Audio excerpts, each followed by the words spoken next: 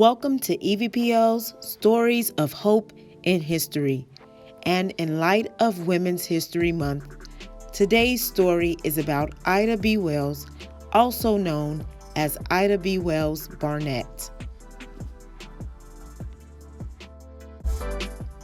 Ida B. Wells Barnett was born on July 16, 1862 in Holly Springs, Mississippi, to Elizabeth and James Wells. She was the first of 8 children and born a slave as the Civil War raged. By the time it ended, she was almost 3. She helped to care and watch over her sisters and brothers. Now her parents were able to legally marry, keep their children, and not worry about them being sold and send them to school. They now had rights to vote, own property, and to start businesses. Shaw University, which is now Rusk College, educated young children all the way up to the elderly.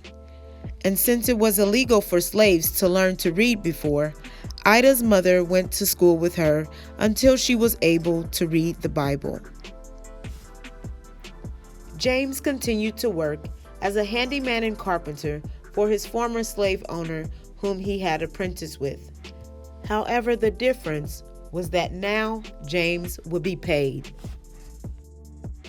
This didn't sit well with many of the other former slave owners. They became retaliatory and committed brutal acts of violence against blacks. But as for Holly Springs, Mississippi, Ida's home, there was a very happy childhood of school, chores, and reading. And Ida was an avid reader.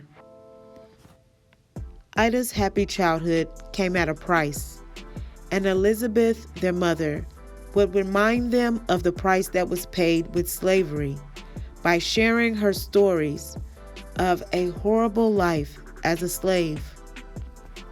James was the son of a white plantation owner and an enslaved woman named Peggy, and due to Mrs. Wells, Mr. Wells's wife, never having children, this gave James a special place in the Wells home, and he was able to learn the trade of carpentry as opposed to working as a field slave.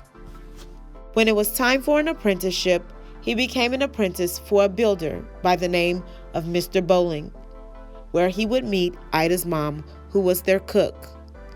However, after a dispute in 1870 with Mr. Bowling over who James would vote for, whether it would be a slave supporter or an abolitionist, of which James would choose the latter, the result was him being locked out of the shop. This would be the start of a new life for the Wells family. Ida's father was willing to suffer for doing what was right, and this would make a big impression on Ida. And by the time Ida would pass in 1931, she would have become a wife, a mother, an educator, a writer, a journalist, a social activist, a founder and co-founder of many organizations and institutions that are yet going to this day, a suffragist, and a world-renowned speaker. Ida B. Wells Barnett overcame much loss, oppression, terror, grief, racism, struggle, inequality, and persecution.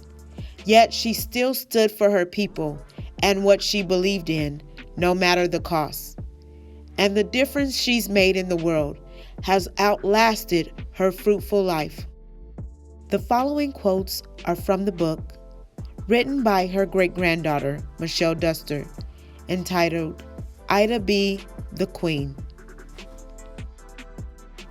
There must always be a remedy for wrong and injustice if we only know how to find it. One had better die fighting against injustice than die like a dog or a rat in a trap. The way to right wrongs is to turn the light of truth upon them. The people must know before they can act, and there is no educator to compare with the press. Since the appetite grows for what it feeds on, the desire came to own a paper. My good name was all I had in the world, that I was bound to protect it from attack by those who felt they could do so with impunity. They had destroyed my paper, in which every dollar I had in the world was invested. They had made me an exile and threatened my life for hinting at the truth. I felt that I owed it to myself and my race to tell the whole truth. The South resented giving the Afro-American his freedom, the ballot box, and the civil rights law. Somebody must show that the Afro-American race is more sinned against than sinning, and it seems to have fallen upon me to do so. This is the conclusion of Ida B. Wells Barnett's Story of Hope in History.